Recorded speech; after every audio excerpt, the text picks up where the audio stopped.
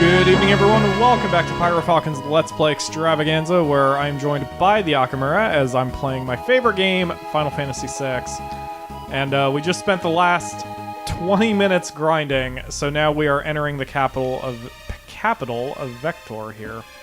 I'm not going to talk to anybody except one person in this tiny little thin house. Some old lady. Pledge your allegiance to the Empire? Fuck no! What? And now we're jumped by a couple assholes.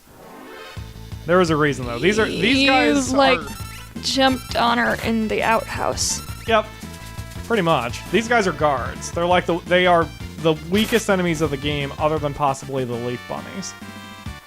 But it's fine. After doing that, we can speak to her, and we get free heals. Very useful. Sweet. So go ahead and... I'll say this quickly. We're going to infiltrate the base, but we kind of can't because there's a couple asshole guards here, and the base is this way, and they would throw us out if we got closer because they want to guard it. Hi. So instead, we're going to talk to this dude, who's going to distract the guards by vomiting all over his face and shoes, and we're going to sneak in. But it's a point of no return. Now that we've done this, we cannot get back out until we finish the dungeon. So why don't you tell the fans who your favorite character of the Tales series is? I was milking that, damn it. Oh, well, okay. Nah, we don't have to... No, I can do it now. I was like waiting for you to remember, actually. Oh, well, there you go. My favorite character is Zelos Wilder. Like... Everyone who knows me and knows Zelos is like, why? Because the party meets him and he's this huge misogynist douchebag with like 5 ladies on his arm. And he just like spends the majority of his time in the party either being an asshole or double-crossing them. Okay. But like... Who, the ladies specifically, or just... Zelos. No, I know, but I'm saying, does he double cross the entire party or just the women? Yes. I see. Everyone. He objectifies the women. It's real fucking useful. And of course, all these enemies are super strong against physical attacks. Fucking dicks. But like, as the game progresses, like, he keeps having banter with, like, everyone. Basically, everybody in the party hates him. They literally only ever keep him around because he has, like, high social status. And, like, a lot of the time they're just putting him down in hilarious ways. He's basically the butt monkey. But more of his character is revealed, and, like... He's so fucking awesome. Like, the reason he is the way he is because, like, his mom was forced to marry his dad so he could be born, and neither of his parents loved each other, and, like, his mom was assassinated, and she told him as she was dying, you should never have been born, so he, like, created this whole fucking persona about himself, like, he doesn't give a shit about anything, because if he doesn't, like...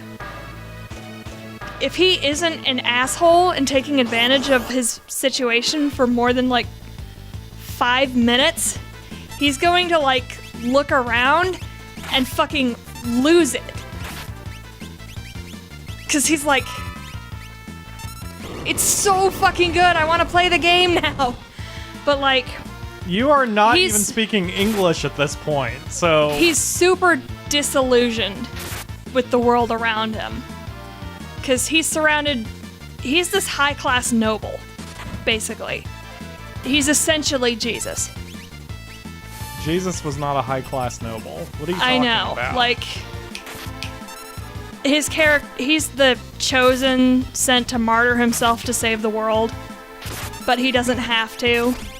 So he's basically, he's sitting around until they marry him off to some girl and he, like, pops out another chosen. Okay.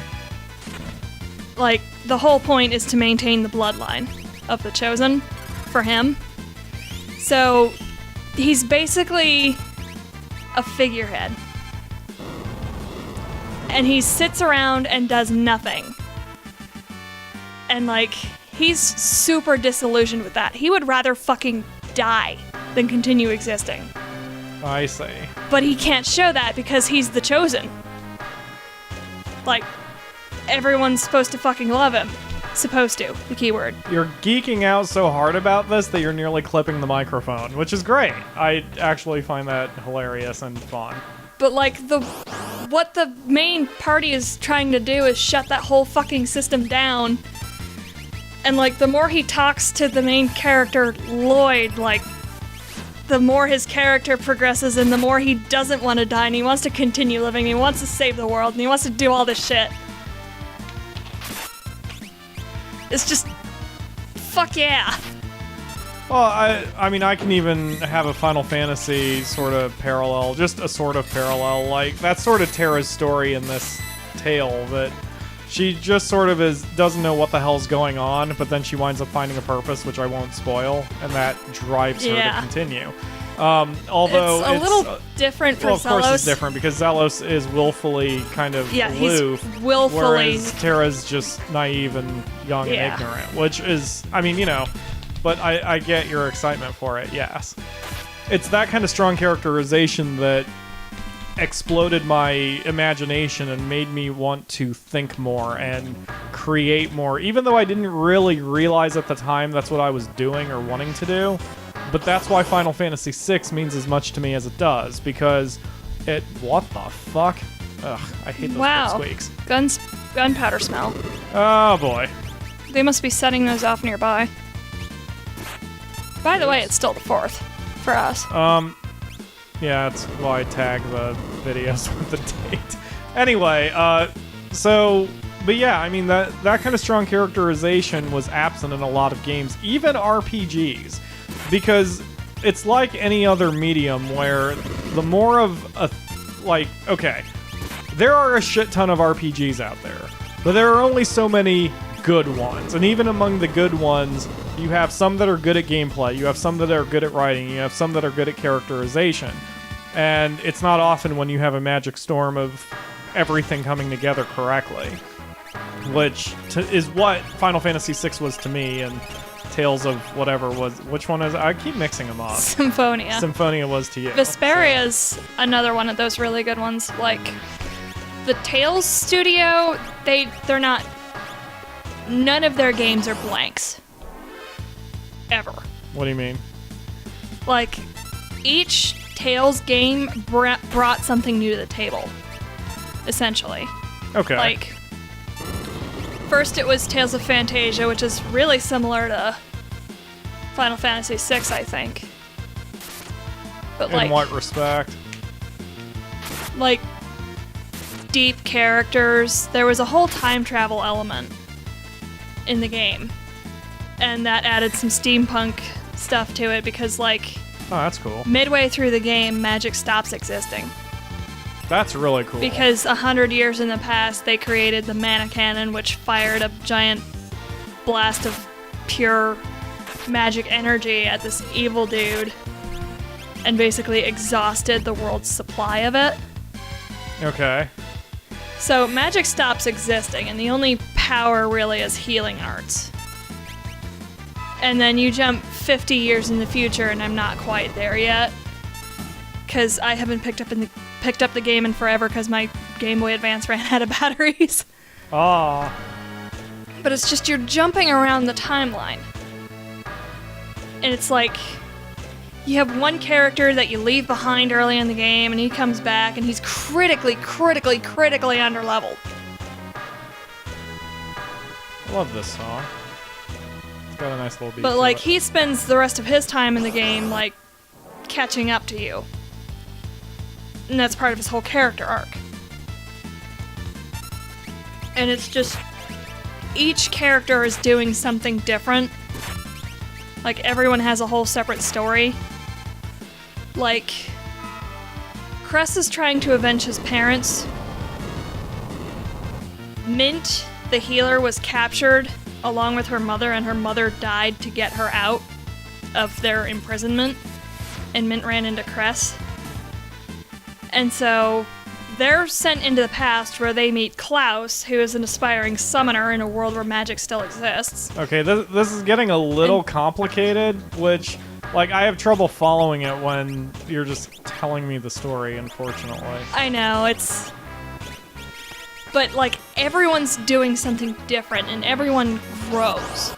Right, and that's similar to this one, so I understand where you're coming from. And, like, that was the first game That's very cool. in the series. By the way, it just occurred to me, it's been like 2 or 3 episodes since we've even established what the hell we're doing. So I want to just remind everyone what's going on here, just for the sake of the narrative. Because now that we've talked about Tails and their narrative, it might confuse some people. So anyway, just to recap,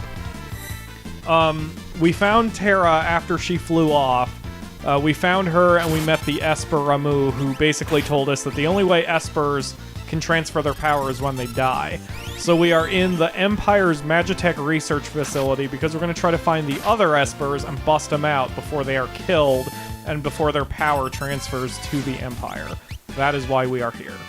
And it took us, we had to get through the opera and over the ocean and past Albrook, but we're finally in at the Empire Magitech research facility. That is why we are here. Did that help anybody? Did that help you? It did a bit. Because I was going to say, it's been a while since you I knew know. what we were I remember doing. we found Terra. Right. And then I remembered we needed to get the airship for something. Yeah, it was to fly over here because we couldn't cross it by boat for fucking whatever reason. Can I continue talking about the Tail series? Yeah. Like, I don't want to confuse the audience because at this point I don't want their brain. But I mean, part of it is me.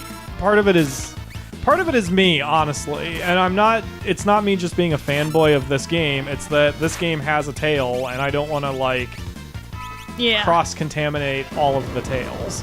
Like, you know. You don't want to cross-contaminate this tail with the Tails that's what series. I'm saying. That's what I'm saying. That's not my intention. I know, I'm making a joke. It's why I don't talk about the plot of Mario when I'm playing fucking Metroid. It's, you know, I don't want to mix. I don't want to cross the streams. God, I haven't watched Ghostbusters in 15 years. I haven't watched Ghostbusters at all. It's okay, but it doesn't. To me, it didn't have a lot of staying power. I actually watched it again. Like I literally you hadn't just switched from this to talking about Ghostbusters. Whatever, man. I haven't watched Ghostbusters in about 15 years, but there was one line I remembered from it that always bothered me because I never understood it as a kid.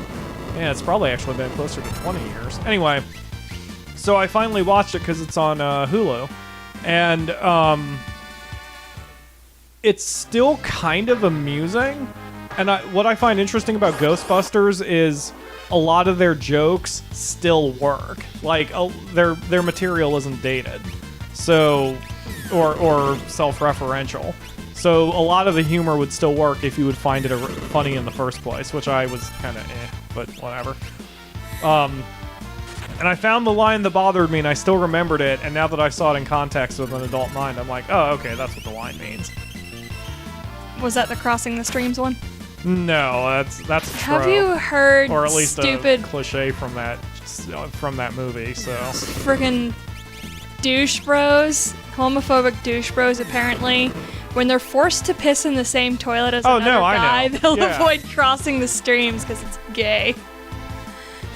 If I remember right, that started as a joke. Like, it was just something silly to say, we don't want to cross the streams, ha ha ha. But then, like, people actually decided that was sort of... I know. You know, it reminds me of those people who can't... You know what? I'm not even going to bring that topic up. I was about to bring a topic up that the Akamura and I talked about privately, and I'm just not going to do it. To close anyway. the topic out, it's fucking hilarious when stupid people will find arbitrary rules to avoid something that they are morbidly afraid of. What upsets me about people are the people who have those arbitrary rules, but then they don't let people know and still use it as an excuse to get angry at them. Like social justice Tumblr, as you like to refer to them as. Use my pronouns, even though I don't even know how to fucking use them. Right. Well, I mean, okay, I get the whole transgender thing. Clearly, at this point, I'm in favor of it, whatever, and I'll refer to anybody as they want me to. But it's the difference between someone, if you're a transgender woman and you say, I would prefer to be called she, okay? That's fine, especially on the first offense. And sometimes maybe you need to remind the person. Same with names. Fuck it doesn't matter. No one listens to this channel. There's a coworker of mine whose name is Megan, and she doesn't like it. She prefers Maggie. Fine. And if you slip and accidentally call her Megan, she might remind you, and that's fine. Whatever. That's even.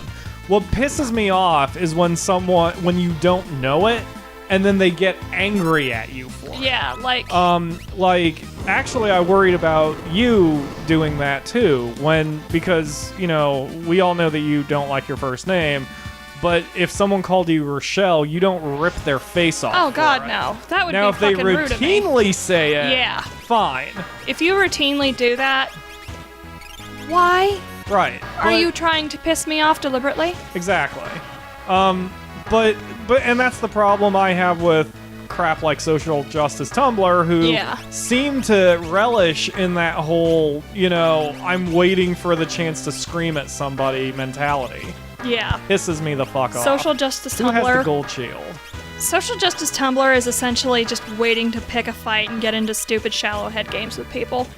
Oh yeah, you described Social Justice Tumblr as bullies. Yeah. Fuck bullies. In any form, I don't like bullies.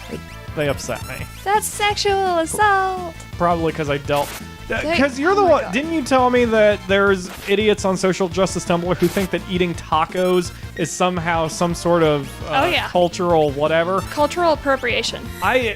It's funny if it wasn't true. If it wasn't true, it'd be hilarious. And yet, because it's true, it's one of the saddest things I've ever heard of. It's like... ridiculous.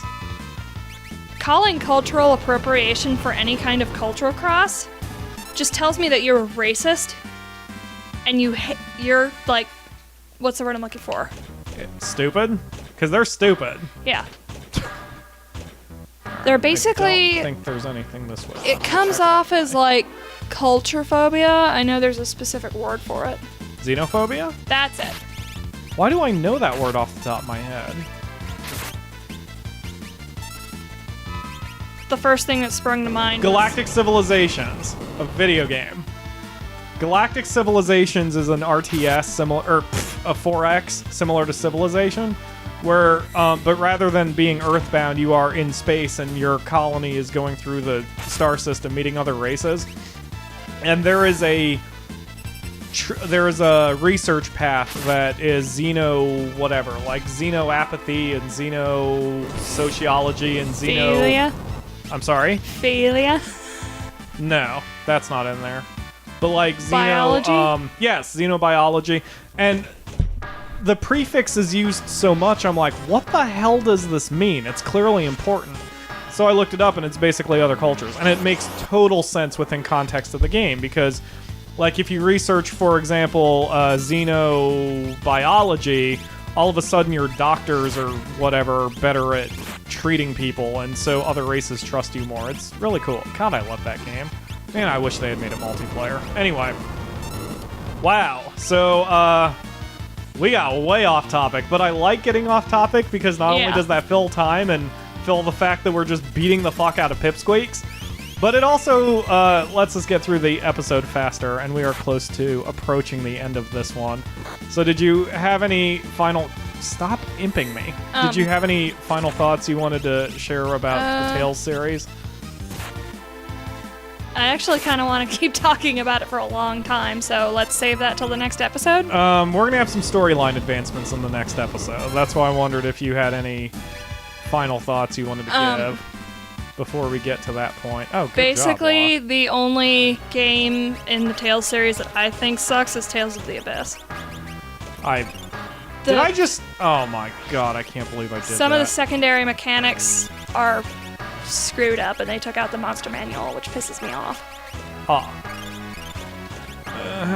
Well, I was going to try to get to the next story bit, but it looks like I can't do it right now. So, Thanks for watching, everyone. We will see you tomorrow where we will have some actual progress. I fucking promise. We're gonna be going places. Shit is gonna get real in the next episode. Shit's gonna get so real, it's gonna come out of the screen and kill us.